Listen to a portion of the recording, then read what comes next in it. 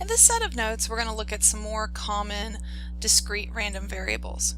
The first one that we're going to look at is what is known as the negative binomial random variable. It's very similar to the geometric distribution that we saw in the previous sets of notes. The difference is, with the geometric, we were looking for the first success, whereas with the negative binomial, we're looking for the rth success. We still need to have independent identical trials. Each trial should result in a success or a failure, and then the probability of success needs to be constant for each of the trials. So here is the negative binomial distribution, and it's a similar format to the geometric, but there are some changes. So as usual, let's diagram the equation into three different pieces. All right, thinking of this first piece here. What we're saying is this is where we're choosing to place r minus 1 successes in y minus 1 trials. So why would we want that?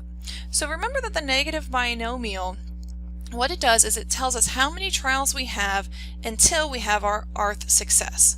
So one way to think of this is we have trial, trial, trial. We keep on going, and so there are going to be y trials,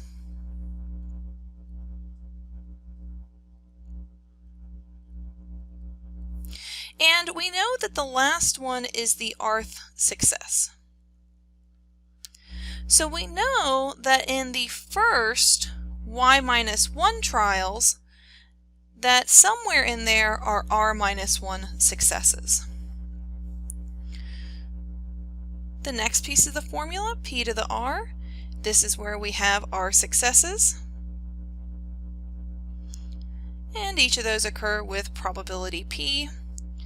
And then if we have r successes out of our y trials, we have to have y minus r failures. And again, remembering that q is equal to 1 minus p, so q is the probability of a failure. As usual, we can define the mean and the variance. So here are the mean and the variance for the negative binomial. And you'll notice that this mean and variance look very similar to what you saw with the geometric. So for example, here looking at the mean, before for the geometric we had 1 over p. Well, now since we have r successes instead of 1 success, we have r over p. So let's look at an example. For this example, a representative from the University of Kentucky Football Marketing Division randomly selects people on a random street in Lexington, Kentucky until he finds a person who has attended a home football game in the last 2 years. Let p, the probability that he succeeds in finding such a person, be equal to 0.3, and let x denote the number of people he selects until he finds 4 people who have attended the home game in the last 2 years. So notice this is very similar to the geometric distribution that we saw earlier, except the geometric distribution we keep on going until we find the first person. Here we're going to keep going until we find the 4th. So A asks, what is the probability that x is equal to 5? So what we're saying here is that we spoke with 5 people, and we know that the fifth person that we spoke to was the 4th success. So notice there are 3 other successes that occur somewhere in these 4 trials.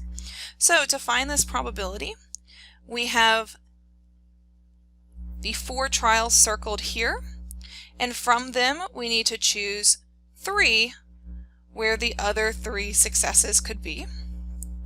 In total, we're going to have 4 successes, and then that means we're going to have 5 minus 1 failures. Or probably 5 minus 4 failures. And so you can put this in your calculator. And I just realized that I have a mistake here. Let me fix this. I got my probabilities backwards. Our probability of success is 0.3 and our probability of failure is 0.7. So if we place this in our calculator, we'll find the answer is 0.0227. We could also find the mean and the standard deviation. So remember that the mean is equal to r divided by p, which in this case is 4 divided by 0.3. So this tells me on average, I'm going to have to speak to a little over 13 people before I find 4 that have attended that home football game. And then we could find the variance as well.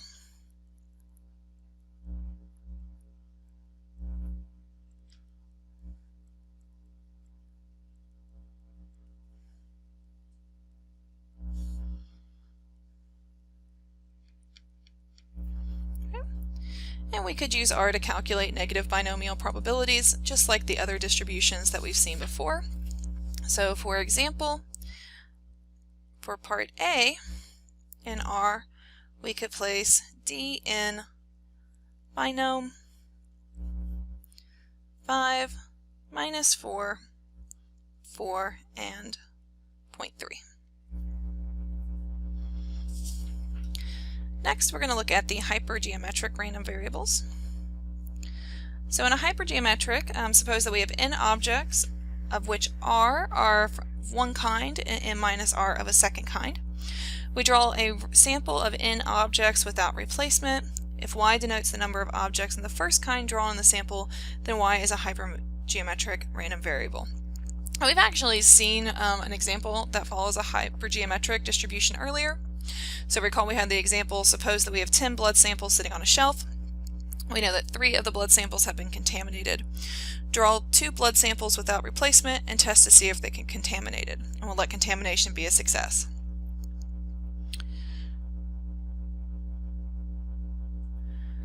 Right, so here is just a restatement of the problem in terms of what that would mean in probability notation. But notice this is a hypergeometric.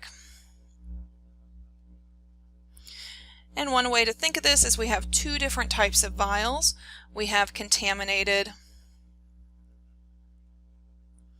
and not contaminated.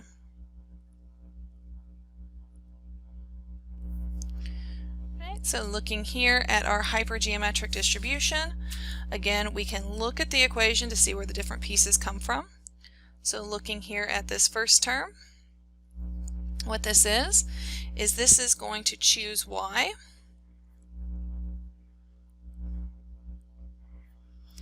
from the R type 1 objects.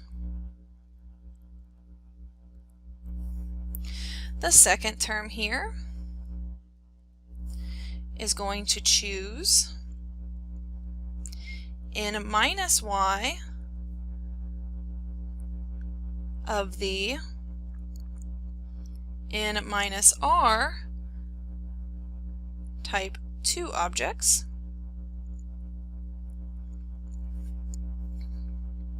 And then the bottom accounts for the overall ordering, where we're going to have to choose a total of little n from capital N objects.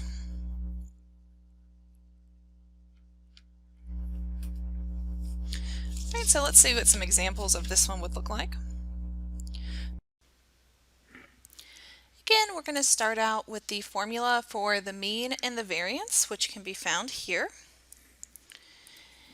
And then we're going to look at an example. So suppose that part of a survey, 7 houses are sampled at random from a street of 40 houses, in which contain 5 families whose family income puts them below the poverty line. So let's first start out by looking at the different pieces needed in order to model this as a hypergeometric random variable. So the first thing that we need is our total sample size, which is n. And so n is going to be the total number of families. So in this case, n is going to be equal to 40 because we have a total of 40 households. We also need r. So notice in this example we have 2 different types of households, those above the poverty line and those below. So here we're going to focus on households below the poverty line, and we have 5 of that kind. And then last we need our sample size, which is denoted as n, and we are going to be sampling 7 houses. So n is equal to 7 in this case. So next the question is, what is the probability that none of the 5 families are sampled. So again, the idea here is that we are taking a sample of 7, and the question is asking what is the probability that none of those 5 households are included in that sample of 7. So using our probability notation, what we are asking here is what is the probability that our random variable y is equal to 0. And here again, y represents the number of families out of the 7 selected who are below the poverty line. And you could have used an x here or any other variable. So using what we had before, we're going to have out of our 5 that are below the poverty line, we are going to choose 0. And then we have 40 minus 5 that are above the poverty line, or 35. And so if we're choosing 0 from those who are below the poverty line, that means we're going to be choosing 7 minus 0, or 7, from those that are above the poverty line. And then in the denominator, we need to account for, out of our sample of 40, the different ways to arrange our sample of 7. And so if you put this in your calculator, you should get 0.3607. Now, just like with the other distributions, we do have commands in R, and you will find those down here at the bottom. So we have either the probability that is equal to, or that cumulative probability. So additionally, using R code, you could do the following. You could have that D hyper, and then you would have 0, 5, 35, and 7. So again, if you go down at the bottom and look at the R code, what we have here is the probability of selecting 0 when 5 of the households out of the 45 are below the poverty line, 35 are above, and we're taking a sample of 7 total. Right? What is the probability that 4 of the families are sampled? So again, we're taking a sample of 7, and we're asking what is the probability that of those 7, 4 of them are below the poverty line. So here we have the probability that y is equal to 4 is going to be equal to, out of those 5 families that are below the poverty line, we're going to choose 4 of them.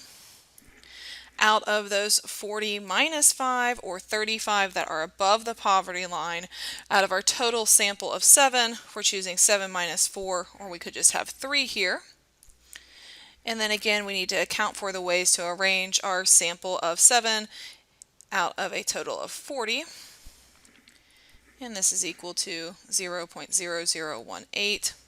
Or again, using R code, you could have D hyper, and here we're going to choose 4 from our total of 5 under the poverty line, where 30 were above the poverty line, out of a sample of 7. Now notice the next one asks what is the probability that at least 3 are sampled. So here we have the probability that y is greater than or equal to 3. Now I'm going to rearrange this just a little bit. First of all, notice that this is equal to the probability, or I should say 1 minus the probability, that y is strictly less than 3. But we've talked about how we would like these to be written as that cumulative probability in the format we're used to. And if we think of a number line, so I'm going to switch my color here, notice that out of those 7, if we think about how many of them that we could have selected, we could select 0, 1, 2, 3, 4, or 5 in our sample of 7. So when we talk about the probability of being greater than or equal to 3, that is this piece. That could also be written as 1 minus the probability of strictly less than 3. But notice in this case, since we do have a discrete random variable, strictly less than 3 is the same thing as being less than or equal to 2. So this is equal to the 1 minus the probability that y is less than or equal to 2. Now, if this were a continuous random variable, we wouldn't be able to write our inequalities this way. This is purely because of the fact this is discrete, and so you do have that separation. So now we can do something similar to what we've done before. Notice that if we wanted to use our formula, this is equal to 1 minus the probability that y is equal to 0 plus the probability that y is equal to 1 plus the probability that y is equal to 2. And so we could fill in our formula for these three different values, or we could just use r to make this easier. And if we were going to use r, we could use the code 1 minus p hyper 2, 5, 35, and 7. So again, notice that we are using the p and not the d here, and the p is what's going to give us that cumulative probability that we need.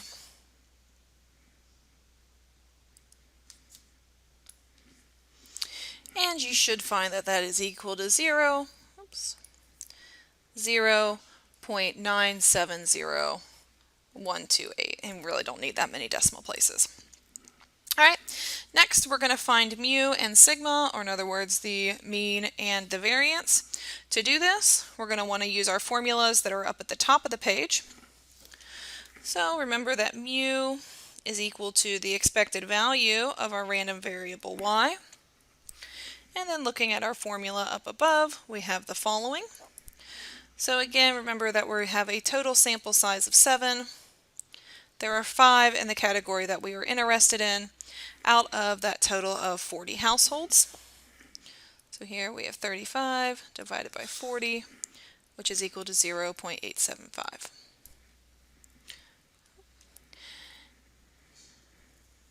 And then finally, we also need to find the variance. So we have sigma squared is equal to the variance of y. And again, writing out the formula that we have up above, we have the following.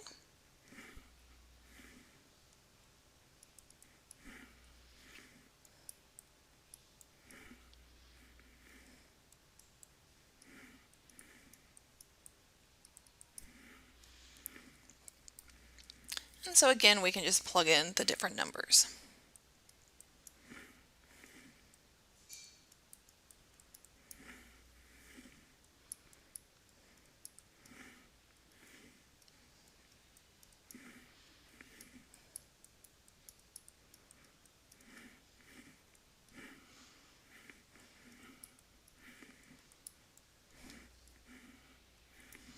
And so we find the variance is equal to 0.6478.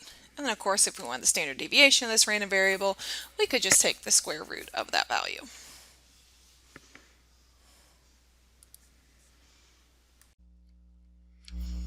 All right, so we have one more distribution that we're going to look at, and that is a Poisson distribution. So suppose that we want to find the probability distribution of the number of patients who arrive in an emergency room in 1 hour. And it ends up this is actually related to the binomial.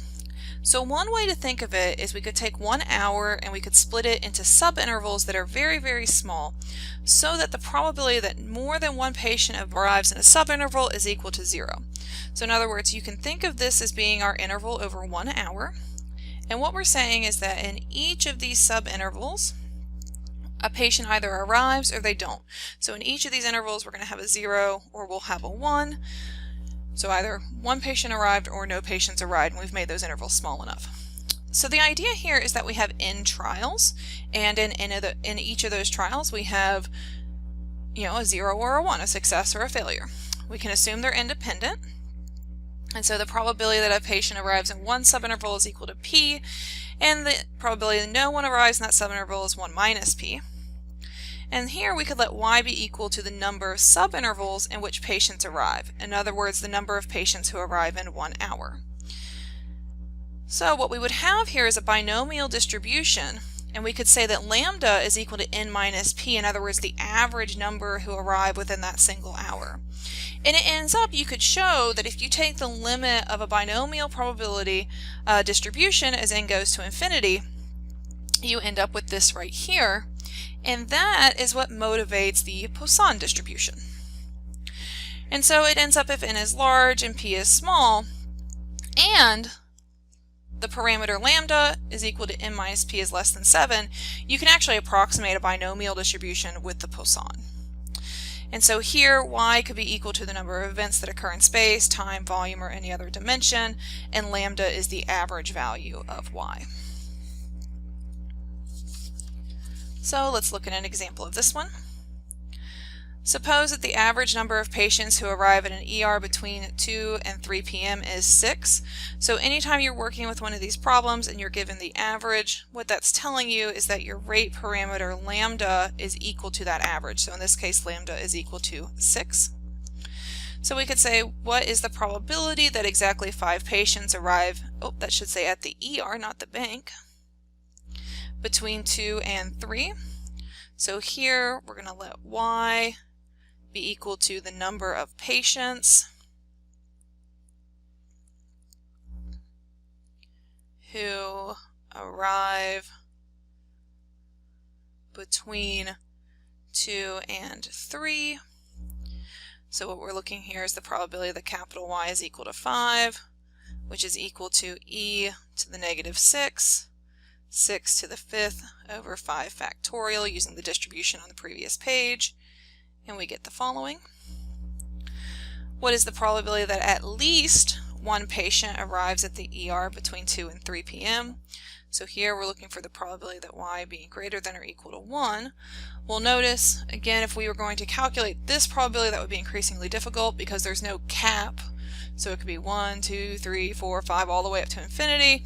So the easier way to calculate this would instead be to use the complement, and notice that the lowest value that y can be is 0, so this is equal to 1 minus the probability that y is equal to 0. So again, we could substitute into our formula, and we find the following.